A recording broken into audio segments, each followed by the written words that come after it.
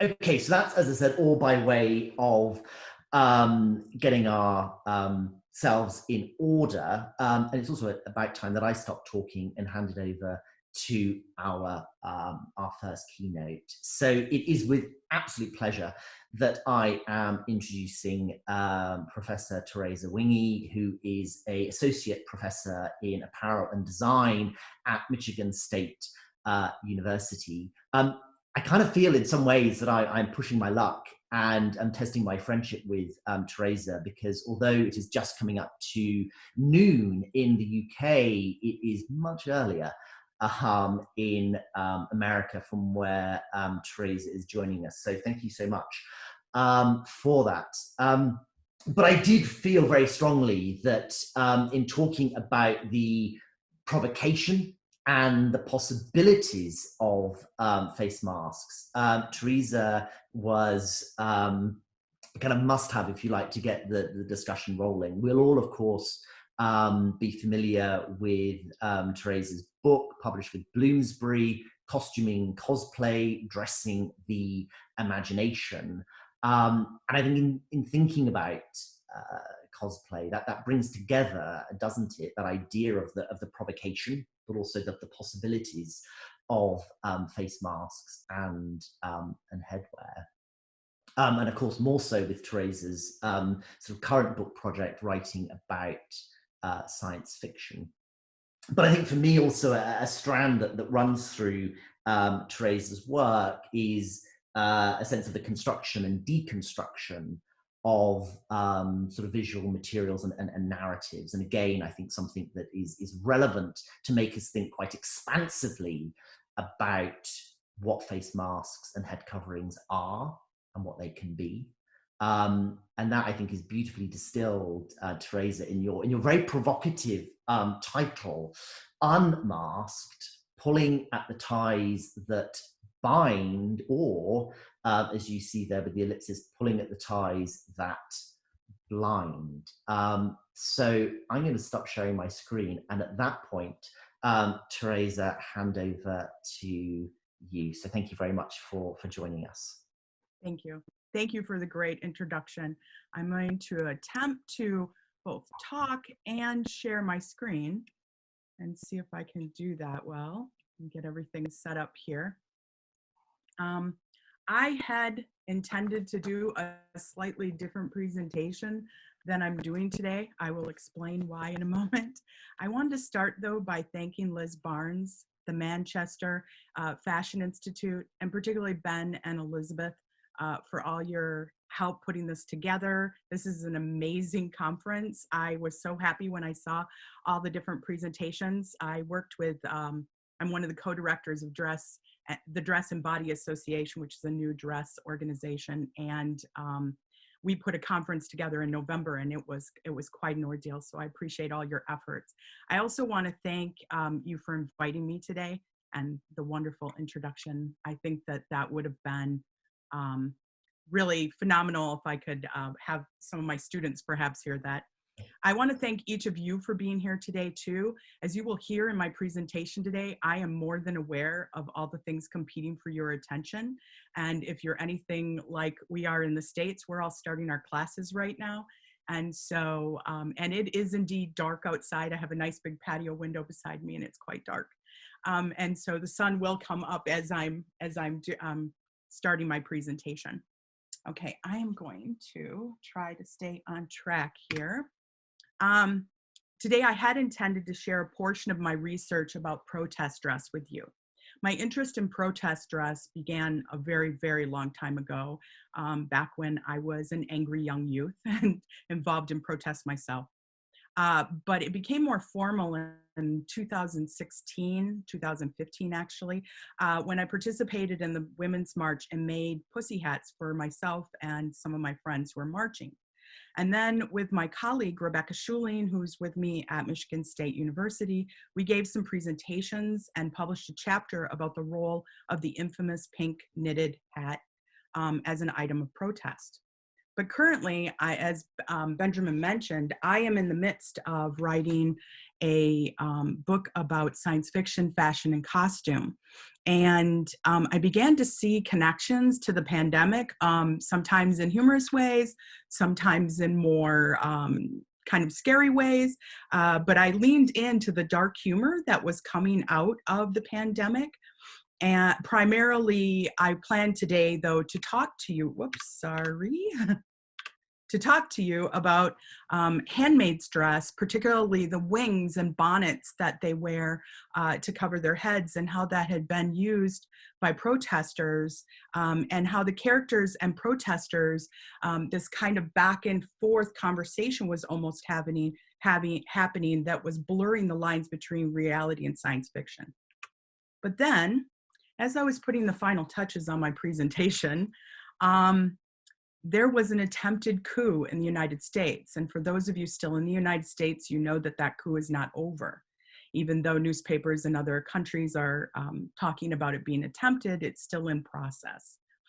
I found it difficult to concentrate on anything other than these images of protesters turned terrorists, scaling walls and breaking into the Capitol, attempting to interrupt the certification of the new president-elect, Joe Biden. These were streaming on every channel and every online platform. And due to my research with subcultural dress, particularly recently with cosplayers, I was contacted by numerous journalists regarding the role of cosplay and the costumes of the insurgents and what that had to do with white supremacy, neo-Nazis, or Trump. And so at that point, I decided to lean into the distraction rather than try to fight it, and redirected my presentation slightly. Ironically, though, the title still sort of works.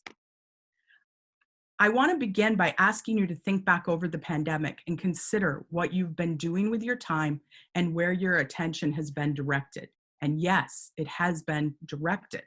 The pandemic has created this very unique space in people's lives where things slow down to a point where people have time to see and be seen. It is why we noticed Black Lives Matter finally. It is why we noticed women's rights. We noticed poor. We noticed hungry. We noticed things that were easy to push aside in our more chaotic lives before this.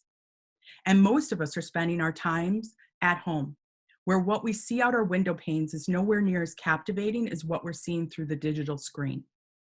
What we are viewing, however, is performative and even curated for viewing, regardless of how spontaneous people and activities appear. This positions us as audience members, spectators, and even voyeurs with an overwhelming amount of visual content to consume. Most notably, we are continually consuming our worlds through these digital screens that allow us to both be there and not be there at the same time. This was particularly noteworthy to me on January 6, 2021, when I was watching the certification happen on an online, or I'm sorry, on a 24-hour news channel.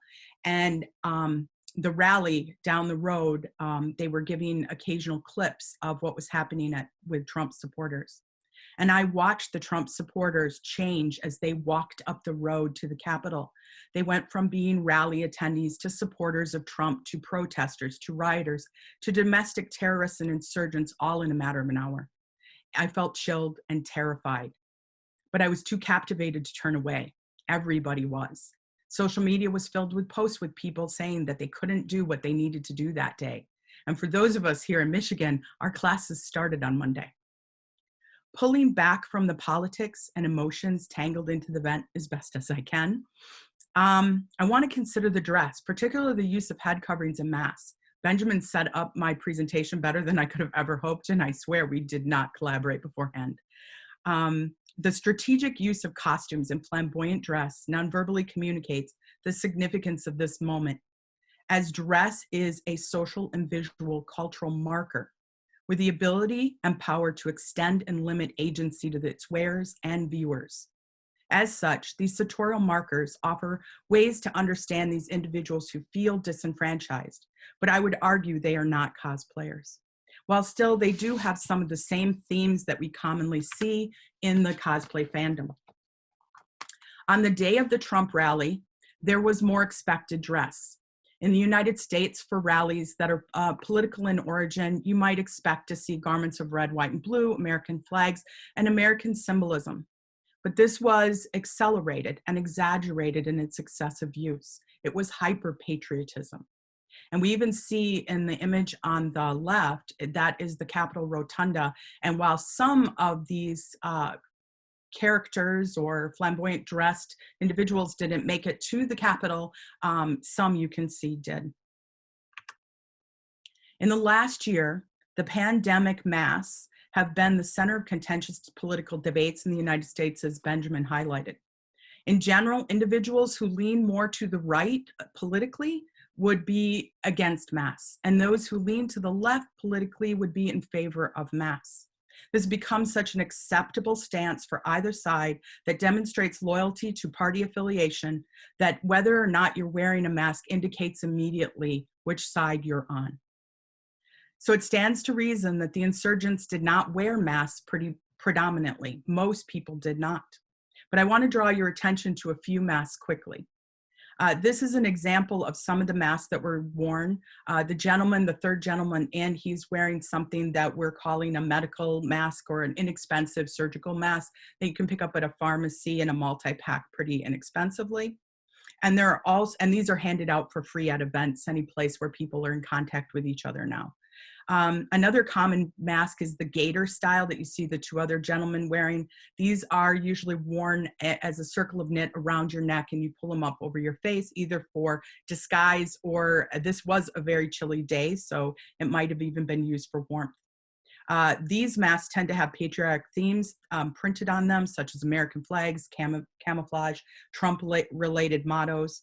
But the insurgency also had military style and strategic military tactical masks that they wore. In particular, there were a variety of styles of gas masks that can be purchased from surplus stores online and magazines.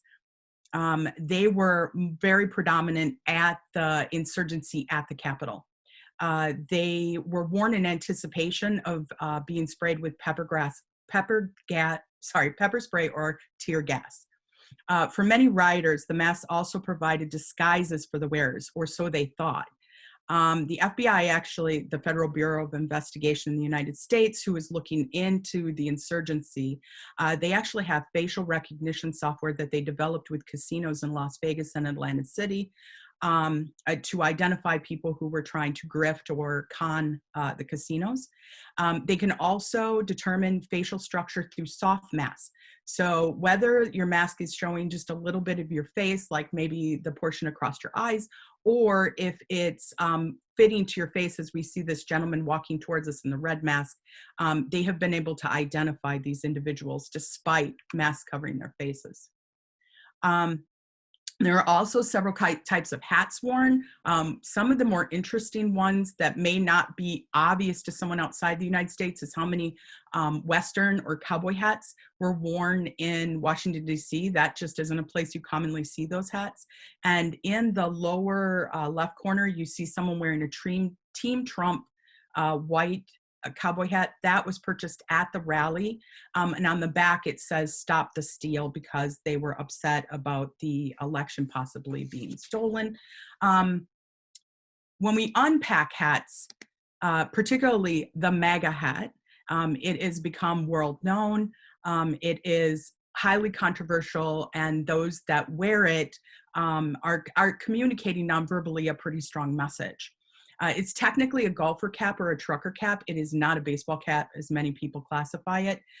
It was the dominant head covering at the event. Sometimes it was worn over stocking caps or gaiters to keep people warm or to help disguise their face. The hat, worn in combination with graphic tees, blue jeans, military surplus clothing, work boots, or cowboy boots, starts to extend that hyper-masculine identity, which is supported in the insurgent social media posts during and after the event. These images were captured as insurgents were breaking into Capitol offices and the Statuary Hall. One rioter is posing with former deceased Republican President Gerald Ford. The rioter gives Ford a MAGA hat to wear, as well as a Trump flag hanging from a plank of wood. When considering the MAGA hat, it's important to think about the context of where it emerged and how it's being used. In this way, it's useful to juxtapose it or position it parallel to the pussy hat. It highlights the ways politics are dividing the United States into tribal camps of us versus them, with distinct uniforms for each side displayed for public consumption. These political fashion accessories stand distinct from each other, the pussy hat being soft, pink, hand-knit ideally, with the suggestion of cat ears, versus the MAGA hat with the slogan, Make America Great Again, or Keep America Great, which has been used since 2018. Stitched in bright white letters across the red mass-manufactured golfer trucker cap, which is often manufactured in countries other than the United States. While simultaneously uniting and dividing, both hats visually communicate distinct but parallel political messages, which engage viewers to discuss the political leanings of the wearers, usually not to their face. Feminine versus masculine, liberal versus conservative, and the comparisons continue. The MAGA hat appears to be the perfect campaign slogan positioned on the appropriate accessory for Trump's predominantly male supporters. And the pussy hat, a visual pun for pussycat, is a reactionary visual commentary about the remarks Donald Trump made that were revealed during his 2016 presidential campaign when he said, "Grab him by the pussy," which was revealed on Access Hollywood. Beyond the superficial visual observations and assumptions, these two hats offer insights into tribal politics, binary gender divisions, us versus them, and even collisions of opposing fashion worlds. The dress of the insurgents included costumes and flamboyant dress, as I said previously. This ranged from t-shirts with graphics that resembled superhero film titles, to flags fashioned into capes, to manufactured and homemade character costumes. Some of the insurgents have been labeled cosplayers, and one does occasionally identify as a cosplayer, which may have helped, but I believe it's the costumes that caused all these online articles to connect cosplayers and the fandom to the insurrection.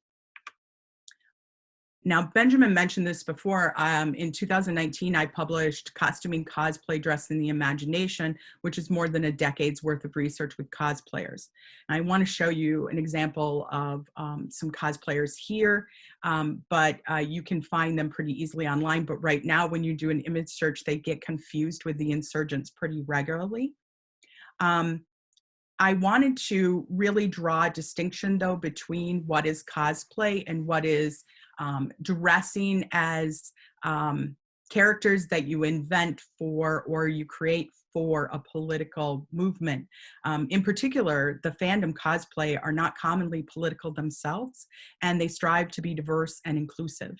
They have many online social media campaigns to this end, in fact. And so the association with cosplayers can be pretty harmful to the group. This is an example of one of those t-shirts I mentioned. I want to share with you a quote from Spence Kornhaber, a reporter for The Atlantic, in quotes. Some participants wore the logo of the Punisher, the Marvel Comics character who stabs muggers in Central Park. Others flaunted shirts that said Civil War on the front, recalling the Avengers sequel of the same name. Those shirts were printed with the date January 6, 2021, which helps clear up whether the chaos was spontaneous or not. And this is an example of one of those t-shirts with the comparison to the font of the movie. And this individual is wearing what is assumed to be military or police surplus clothing, including a tactical vest, camel shirt and pants that match with tactical shoes. He is also wearing a body camera on his chest. A lot of cameras were prominent during the insurgents so that it could be captured and shared on social media, which has helped the FBI quite a bit, actually. In the close-up, I hope you can see that he has made a name tag. It's the center of his chest. And he has made a name tag for himself, although it doesn't have a name on it per se. What it has is the Punisher logo over an American flag. The FBI were particularly interested in this individual. And so this is where I start to talk about individuals that were in the insurgency. What you should know is they all have been arrested now. So if there's anything I say that is in the past tense, that is because this is an evolving story. The FBI reached out on social media and on televised media asking for help. And so the Sparrow Media Group launched a Twitter social media research campaign about this individual in particular. This is the result that they were able to hand over to the FBI. Within 24 hours, they were able to dispel the theory that he was police, military, veteran, or paramilitary. Turns out he's a bartender, came to the rally with his mother, who was also at the insurgency. His clothing and gear were purchased online for far more than they would have been if he had purchased at a surplus store. In the lower corner, you can see an image of the shirt that he is wearing. It's $179. Not this exact camel print, but a different style, very similar. A Polish camel print, for example, is very similar to this, could have been purchased through a surplus store online for less than $50. Recently, the Tennessee FBI agency had a representative on the MSNBC who was talking about how they used this group's information to help them locate and arrest this individual as well as his mother for their activities in the Capitol. In particular, they're worried about this individual because he had the flex cuffs, which meant that he was planning to abduct people. He's been confused with another individual that was arrested quite quickly who was a veteran, but this individual is not.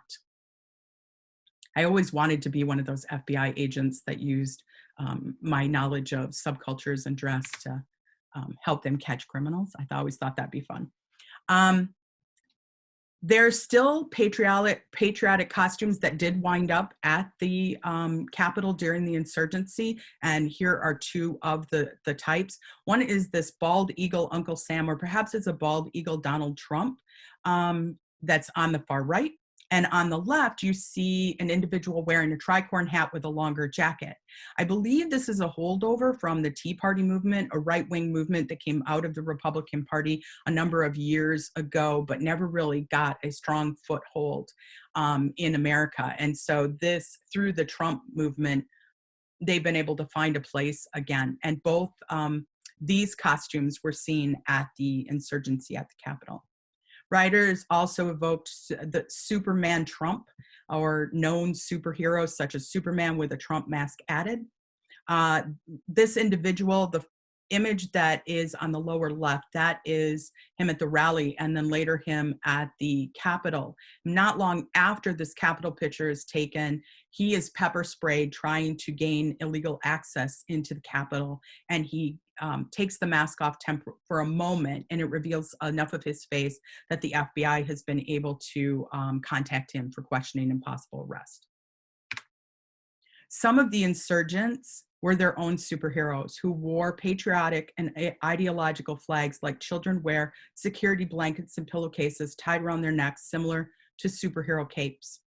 What is an interesting note here, or another slice of irony, as one of my colleagues pointed out to me when discussing this topic with her, is that the American flag has a lot of rules associated with it, usually handed down from our military or government, as many countries do for their flags, as reverence for the flag. And so this kind of use of the flag would be distinctly against those kinds of guidelines. Many of the insurgents did scale the walls of the Capitol in this fashion, and some did fall and some were injured. There were also other types of folk heroes that were evoked at the rally and again at the insurgency at the Capitol. Not necessarily American folk heroes, though, like Uncle Sam.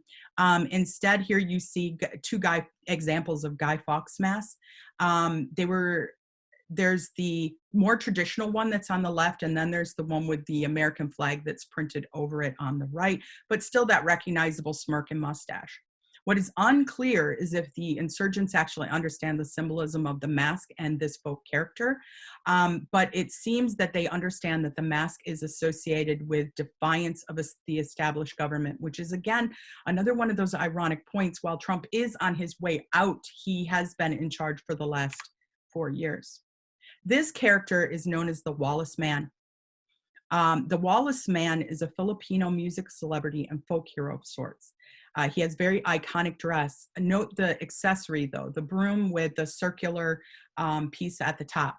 The Wallace Man always has that hard helmet on, but that accessory now contains white supremacy slogans instead of what it would normally say. And so the FBI reached out and contacted the actual Wallace Man, and he was still in Philippines, and he had an alibi in his home country. But that brings us to one of the most interesting and probably the most complex and perplexing individual in the insurgency, who's getting a lot of attention, and a lot of it's being misrepresented. This is Q Shaman, or QAnon Shaman, or Jake Angeli. He goes by lots of names, but the FBI has identified him as Jake Angeli. He identifies as an actor and a cosplayer, which I think is part of the confusion with the cosplay subculture. He dresses in animal pelts, tan pants, as you see here, and buffalo horns with more pelts as a headdress, as well as tattoos covering his body and body paints covering his face of red, white, and blue. At some point in 2020, so his emergence has been very recent, he began dressing and titling himself Q Shaman at Trump events. Angeli explains in a recent interview with the Arizona Republic that he wears the fur bonnet, paints his face, and walks shirtless with raggedy pants to attract attention.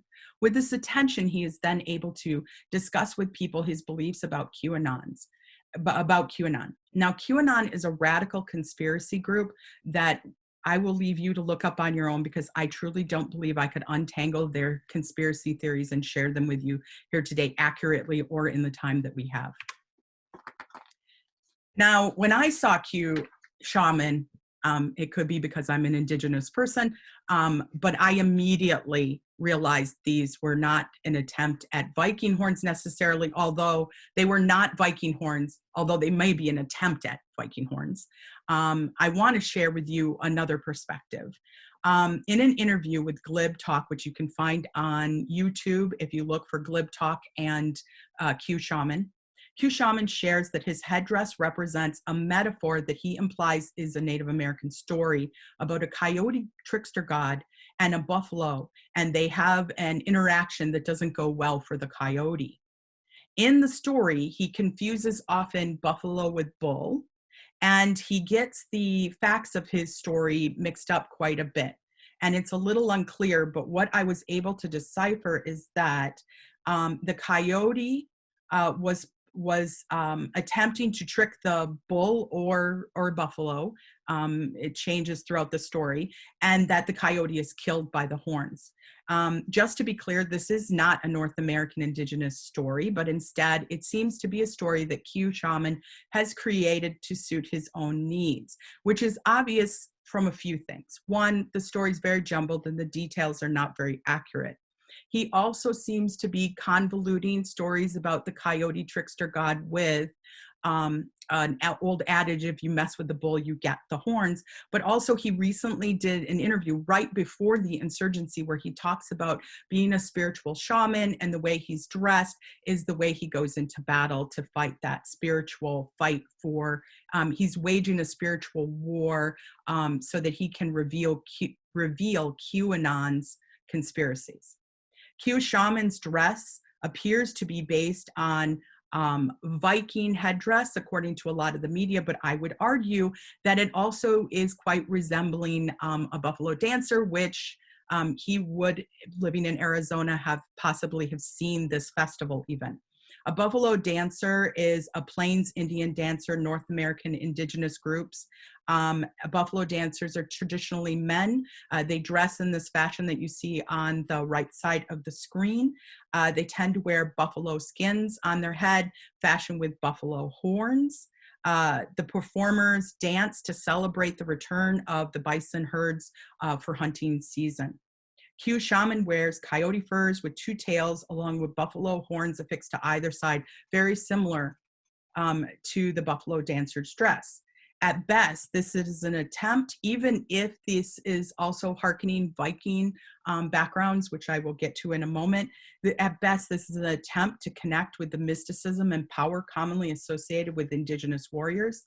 And the wearer does not fully understand the context of the dress, is not for war, but instead celebration.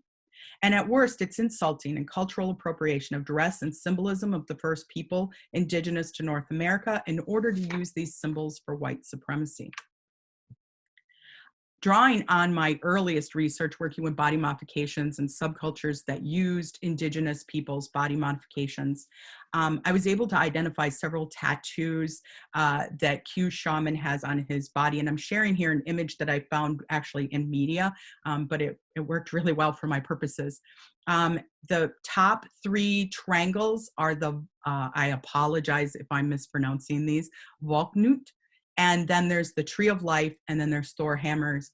And these three symbols have now been associated with white supremacy and neo-Nazism, even though they have they come out of Germanic and Nordic backgrounds and cultures. As a result, they're going to be associated with hate and racism, just like many of us have had to give up certain clothing. I think Carhartt is going through that experience now because there was so much of it at the rally and at the insurgency. He also has shoulder tattoos, though, that have not been analyzed in the media. These are called Black Sun. He has them on either side. He is missing the center swastika. So you see where that center open area is on his shoulder point. There should be a swastika there, but even without the swastika, this symbol still is identified with racism and ethnocentrism. On a lighter note, Coup shamans often outfits have become such media bait, as he mentioned in an interview earlier, that he's gaining attention on social media. And so memes like this are being created where they have suggested that you can go to retailers that you know well and purchase his look. Unfortunately, there will be those who mimic the dress and even the behaviors of these costumed insurgents. This is Aaron Mostowski, the son of a New York Supreme Court justice. He is regularly photographed with the man wearing the Carhartt vest and carrying the Confederate flag. His dress has been compared to Coup shaman, but Mostowski is a very different kind of person than Coup shaman, which is obvious in his interviews, where he can repeat Trump rhetoric, but he loses his focus and clarity in his own thoughts. He dresses this way and attends rallies, and he is clearly trying to be part of that group. Unfortunately, he may be held accountable for the group's actions, and that was a mistake there. He has been. He just got arrested, I believe, yesterday, and is being tried. I am also looking into the possibility of him portraying Noah as a Tazdik, the perfected human, but that research is just in its infancy at this point. Again, the irony and disconnect between the rioters' dress and the insurgents' mission is obvious in the image of this luchadora costume or in a luchador style costume, especially when Trump has made it clear how he feels about anything and anyone from Mexico. I think this quote from the Business Standard aptly expresses what most media has drawn from the insurgency's dress. In quotes, "It was as if normal dress, jeans, t-shirt, sweater, puffer coats couldn't contain the extremity of the outburst. It needed to be expressed in out there clothing, clothing that demanded attention, clothing you couldn't ignore, clothing that refused to play by the rules because the whole point was to telegraph the point that the president was making, that the rules could not be trusted. Instead, they needed to be shredded. Torqued into some sort of fantasy He-Man form." In conclusion, dressing as superheroes and fantasy characters, even ones imagined, opens a space for new identities to emerge where the normal rules of society do not exist, and you are invincible, especially when in a group of like-minded individuals. This is remarkably similar to the world of cosplay, a fandom that has long appreciated the power of a costume and the group.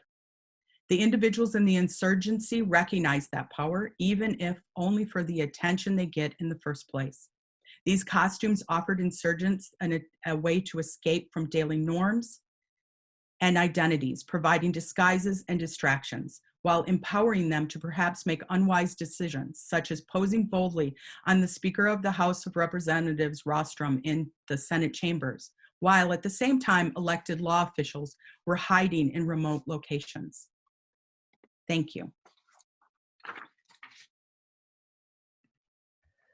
Teresa, thank you so much for that. What a way to start our conference. We will have, I'm sure, many questions, and we've got time for a discussion. I hope, though, at the very least, that the sun is rising from where you are. That as you were talking, it was indeed arcing over the horizon.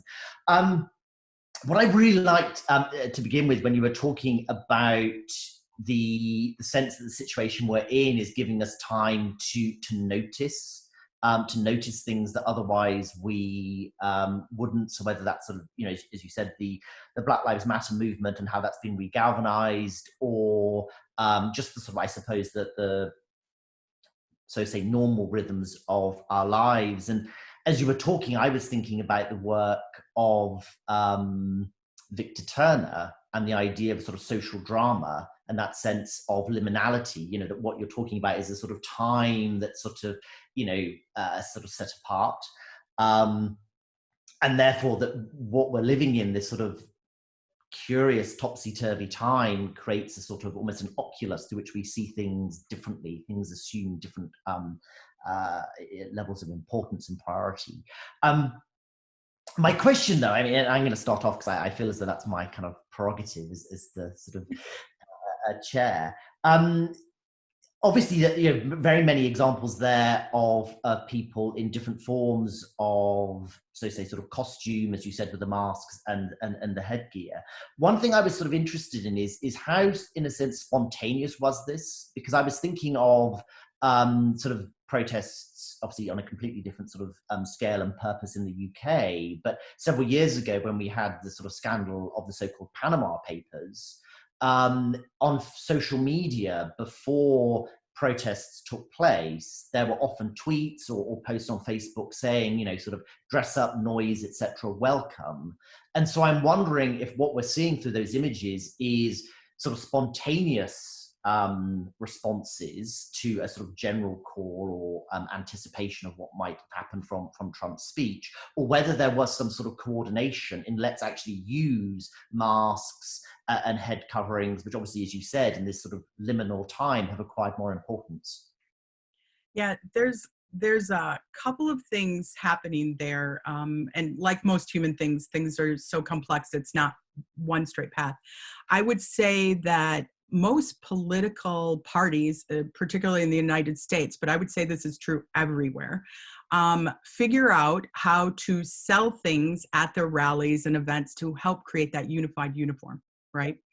And so I definitely saw things that I have seen at for sale at Trump rallies before, that I have seen when you go to, when I was in the Women's March, for example, there were tables off to the side of the march where people were selling things for the march, but also things for Trump.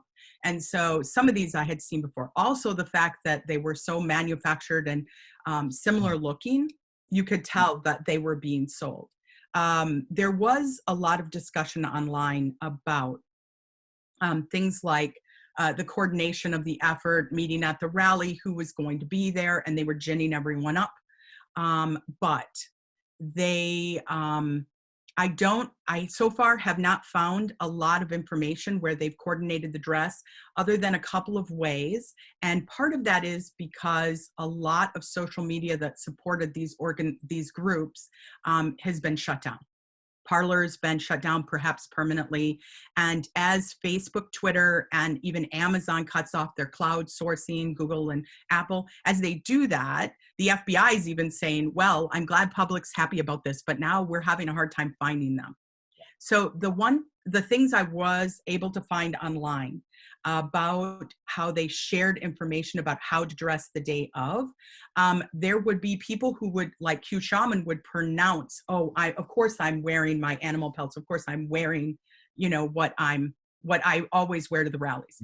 But you did have people that talked about things kind of coded, things like, if there's going to be tear gas, be sure to bring a mask. Don't bring a mask for the virus, bring a mask for gas. Yeah. There's things like that happening. There also was this huge movement to have those t-shirts printed. There were a lot of QAnon t-shirts and Trump t-shirts, as well as these Civil War t-shirts.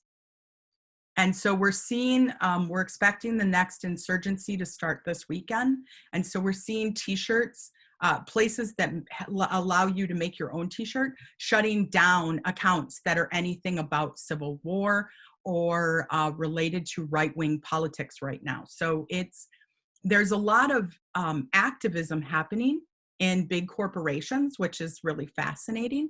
But to speak to something you were talking about, Ben, about that between space, I was overwhelmed with emotion when I was watching them walk, and the media was showing the objections to the election results, and they were showing the count and how the lawmakers were meeting and talking and disagreeing, but they would keep cutting to this rally that was moving, and I watched them get angrier. I watched the clothing change a little bit. People got tired of carrying these big heavy rods and things with flags on them and tied them around their necks. They kind of made shift their dress as they were moving. And then as they got to the Capitol, then I was beyond impressed. Having several family members that are in the military, I was beyond impressed how quickly military surplus was surfacing from countries not America too, and they were putting on gas masks and they had things to protect themselves. So it was kind of an impressive effort, and the police or the FBI are insisting that this was a poorly organized group and that this was poorly outfitted, in fact, and if they had been better outfitted and better organized, they would have been really detrimentally successful. Yeah.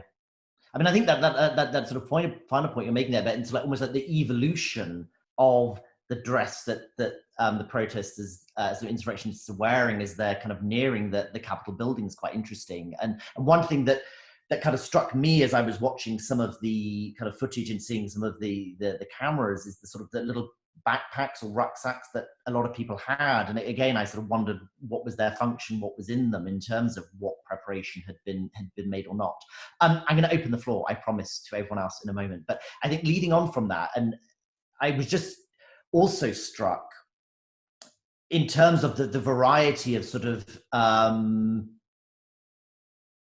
costumes and dress that was worn, and to what extent was that sort of that range of sort of imagery, was that a difference of degree or kind to other forms of sort of protests that we have maybe seen in America or other sort of marches? I mean, it seemed to me that there was a greater degree of sort of costume and sort of mask wearing, headgear, etc., or was that just a result of how it was sort of filmed or edited by the media, do you think? I think that that's a really interesting question. So I really don't know for other parts of the world, but in the United States, pretty much any protest is going to have a handful of people who dress in some kind of costume. I think they're trying to get attention, maybe some media attention. Maybe it gives them a chance to have a voice and get on TV. Those tend to be honestly a handful. Yeah. Then you see at Trump rallies more and more of this kind of hyper-masculine dress that slowly started to turn very, going back and using certain things from Nordic and German culture and bringing that into their dress and bringing things from indigenous North American groups into their dress. And so you start to see it evolve over the 4 years, 5 years really, if you consider his first campaign. And it's become more predominant. And I would say at Trump rallies, you see more and more of these people, way more than a handful. But this was exceptional to me. I love politics. I grew up in a family that believed politics should be discussed over the table, and every other moment you're breathing, you should be discussing it. And so I found myself constantly watching things on the news that my friends were like, don't watch that. Oh my gosh. But I have actually watched that evolution happen. I certainly didn't expect to be presenting on this today. The handmaids are much more where I'm more comfortable. But it was really hard to ignore how many costumes were showing up. And when the reporters started asking me about the connections to cosplay, I realized, wow, there had to have been, it wasn't just my interpretation. I do believe, of course, the media does go for the most sensational images. I just don't know that that actually happened with this particular event, because I feel like regardless of how much we were really warned on social media, no one took it seriously. I think American exceptionalism bit us in the ass, if you'll forbid the French, or forgive the French. Thank you so much. Okay, we've had a lot of comments in the chat thanking you for a very rich and interesting presentation. And I think certainly for our global audience, that was a really nice one way to start the conference and pick up those themes of provocation and possibilities, but also to make a little bit more sense of what we've all been seeing. We do have some time for questions. One, I think, point that's been made a couple of times in the chat is the kind of interesting kind of tension between, and you picked up on this in your talk, Teresa, in terms of what people are wearing, what they maybe think what they're wearing symbolizes, but actually what it really does mean in terms of its actual backstory. And are people suggesting that, a comment here from Wingy and previously from Liberty about where the objects being worn are made, and in a sense not made in America, despite the focus of America in terms of the as you referred to it, hyper patriotism that we were seeing. But does anyone have any questions that they would like to ask or put to Teresa? Oh, Emily has raised her hand. Thank you. Hi. Hello. Thank you so much for this wonderful presentation. That was amazing to see. I'm an American and I live in Germany, so it was wonderful to have this perspective on some of the things that have been happening. I wondered if you could say more, maybe from your perspective and expertise with cosplay, what exactly is that you mentioned? How does that function socially and culturally? This idea that when the face is covered, when people are all in a group, they their inhibitions go down and they start acting all together. I think that there's a couple things at play there. One is we're all a little bolder in a group, if the group is all doing the same thing. And I would say politically in the United States, the Republicans know how to get together as a group much better than Dems do. Democrats tend to have a lot of different liberal ideas running a lot of different directions, and they appreciate diversity and inclusivity, so that tends to make it more chaotic. And the Republicans can pull that off much better. They tend to be unified in a way that is different, and that can be very powerful. And so I think just in general, when you would go to a Trump rally, the media would report, and individuals that went would report that you felt caught up in the group, and you would be chanting things about putting Hillary Clinton in jail and things that you were really kind of surprised you were caught up into chanting. And so that created this group environment where people felt pretty strong, and he always gave them their marching orders. This is what the group thinks today. This is what the group does today. And Twitter was an excellent vehicle to do that when he wasn't in person. Then I think that my experiences with cosplayers in particular informed me how putting on makeup makes you feel a little different than not. Wearing an undergarment versus another undergarment might make you feel more powerful because of the silhouette it gives you, or so on. So imagine a costume that extends the body, that has ideas imprinted on it, understood that if you have wings, you can fly. Or penguins. I always think of penguins when I say that. But usually if you have wings, the idea is you can fly. If you've got a strong, like when we think about that Superman character with the Trump head, that strong athletic body that can bend steel, right? That's really not Trump. And so you see that they start to align themselves. And I think this has a lot to do with the animal pelts, is tapping into that animal mysticism and the power that some people believe you can still draw that animal spirit into yourself, and then you can harness or capitalize on that power, that animalistic power. And so there is a lot of males in this movement, and there's been a lot of discussion about how do we thoughtfully engage these individuals and enfranchise them, bring them back in somehow to their communities, because they clearly feel disenfranchised and they're trying to tap into that masculinity in these very toxic ways. Anybody else have anything? Andrew, yes. What would you like to ask? Yeah, thank you. Oh, that was fantastic talk. Lots of stuff that I'm already sort of trying to analyze in terms of what we're doing later on. And I suppose one of the things, I'm in the UK, and so it's mediated for a UK audience. Mm-hmm. I think from one of the reports that I watched was some of the journalists were sort of shocked by some of the protesters were openly telling them who they were, their names, you know, quite openly saying that. And so it throws to mind that idea of masks both concealing, or costume about both revealing and concealing, that it draws attention, but it also hides. So I wonder how you thought that dynamic was playing out last week. Yeah, there's a lot of human dynamics happening here that isn't exactly working in the insurgents' favor.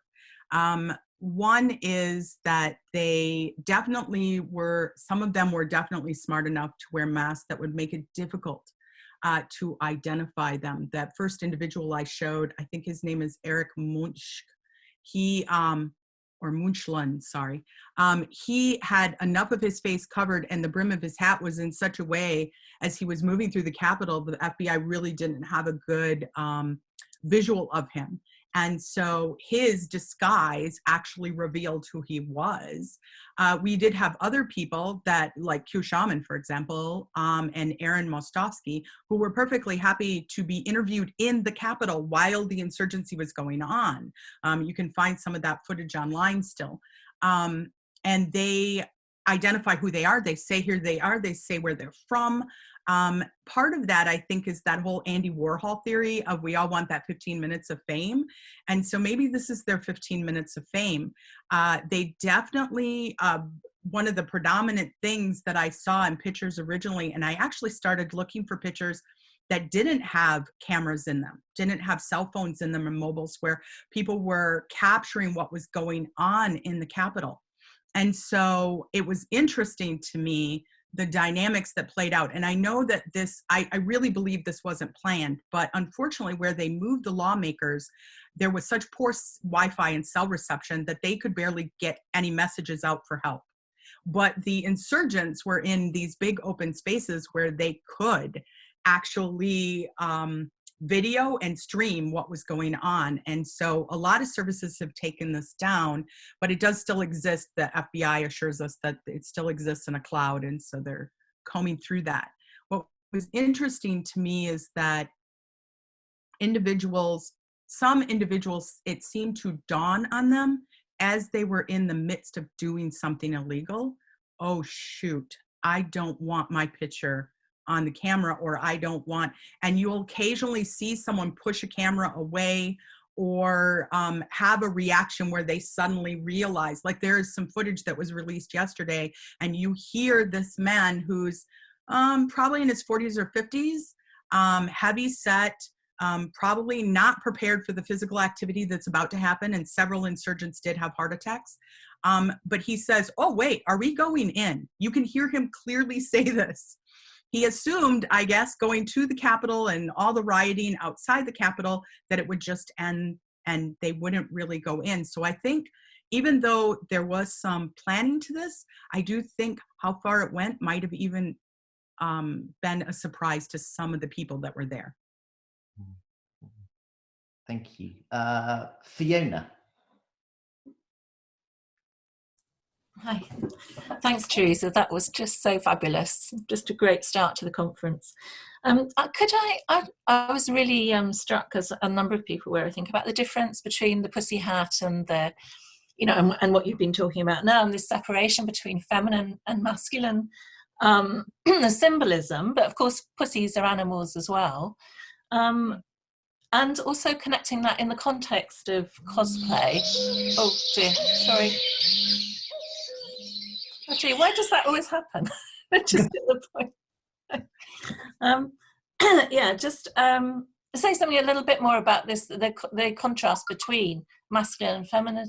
Is there a way into a space between these pivotal differences in terms of, you know, gender, that maybe there's a, you know, this idea of reaching out to these groups, to these people.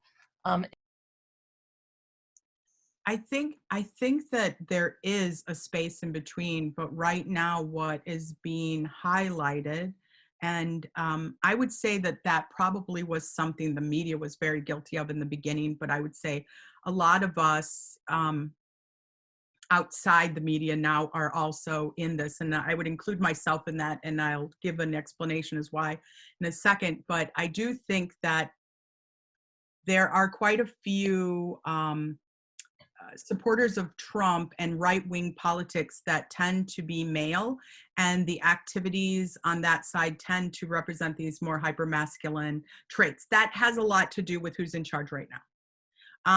And then on the left, we actually credit Black women for giving us a lot of our democratic representatives right now. And so that is, it's not surprising that that side has a more feminine look and a more feminine bend right now.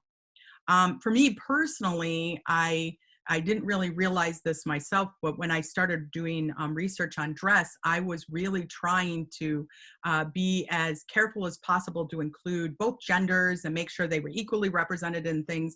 And I remember my mentors saying to me, "You're not going to be able to pull this off. Like that, it just isn't how people are." And there are things that kind of divide along gender lines.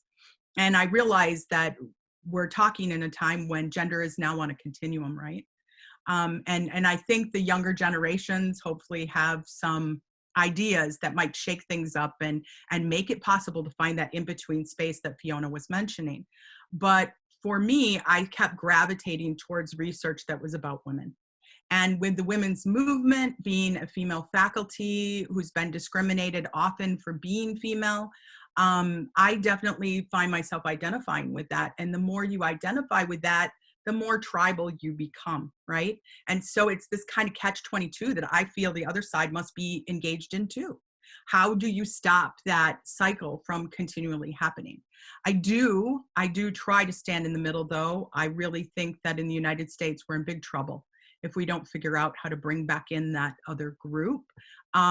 But as I said, the MAGA hat really was this really perfectly timed slogan on the perfect fashion accessory for Trump's original supporters. And he was able to capitalize on that, not just monetarily, but also as rhetoric. It functioned as amazing rhetoric. It was one of the most amazing slogans that we have ever come out of advertising for a political candidate. And at the time, unfortunately, Hillary Clinton couldn't nail down a slogan. And so all of her slogans had like 16 words in them and things. And yes, addressing people's needs are complex, and that's the kind of person she is. So that set up this binary that we've never been able to escape. And I find it ironic to no end that Hillary was often seen not feminine enough to be a woman. Like she was often attacked that she was too masculine and that she portrayed masculine traits. And at the same time, she became the representation for the more feminine side. Yeah, thanks. That's it's a double bind, isn't it? Horrible bind. And we had something similar in terms of Brexit as well. Oh, that I kind of picked that up from some of my UK friends. I think that there's a lot of places in the world right now kind of flexing this muscle of change. And unfortunately, in the United States, it's looking pretty scary right now. But I'm still hopeful. I'm still hopeful that we will get through the 20th and things will somehow improve magically. Absolutely. I think we've got time probably for one more question, if there is one, or comment and reflection.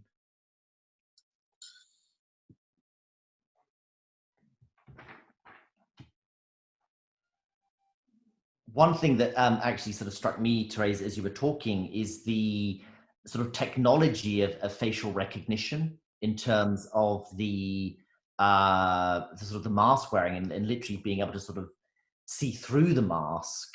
In a sense, I thought was quite interesting, and I suppose wondering in a sense as we're seeing.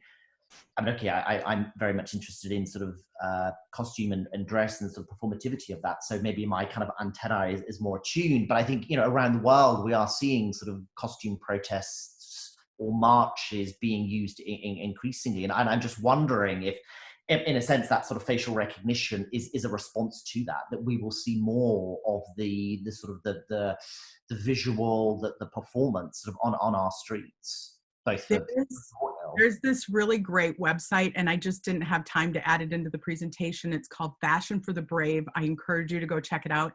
It basically tells people how to dress for protests, how you won't be recognized, it started, I believe, with some of the Hong Kong protests, and how they were trying to both continue to work and live and not get arrested, but also protest against the Chinese government. And so there's some great stuff coming out of that. But yeah, there actually is, like, I am not kidding. I really did want to be an FBI agent once. There is some amazing technology that they use once they get a little nugget of information. It's kind of impressive. I was also truly impressed with the social media campaigns that were helping to find these individuals.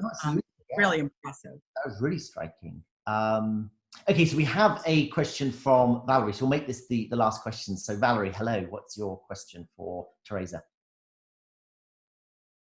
Right, there we are, unmute. Wonderful presentation, Teresa, and I've been listening to this as a curator of dress and textiles, and I'm just wondering, I mean, can you see where some of the tangible evidence, like the horned mask, some of the face masks, might actually be objects that dress curators might want to actually collect as tangible evidence of this movement for future visitors? Or does that raise so many other questions? I mean, obviously some of this is going to be the subject of ongoing investigations by the FBI and others. Do you think, for instance, that if that horned mask and headdress were to become part of a museum collection, that raises issues about whether you're legitimizing something? Are you holding it up for more conversations in the future? Are any curators in America at the minute looking at eyeing up some of these costumes and thinking, oh, we must make some attempt to have that tangible evidence or have those objects? Yes, so this is amazing, because I joke that my husband's my research assistant, but this morning while I was getting ready for our presentation, making some coffee, he told me the Smithsonian has announced that they are collecting many of the costumes and artifacts of protests. Mm-hmm.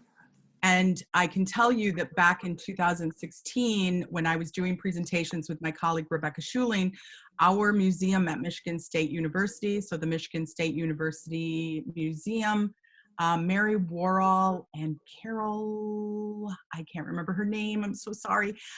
They actually have a collection of protest dress that they put on display when we gave our presentation about the pussy hat. And so I would say, though, that when you look at that protest dress that the Michigan State University Museum has, it's protest dress that all of us would be fine with seeing. It's from the hippie era, it's anti-Vietnam, you know, that kind of thing. Yeah. I think this is different, Valerie, and I think you've definitely hit on something here.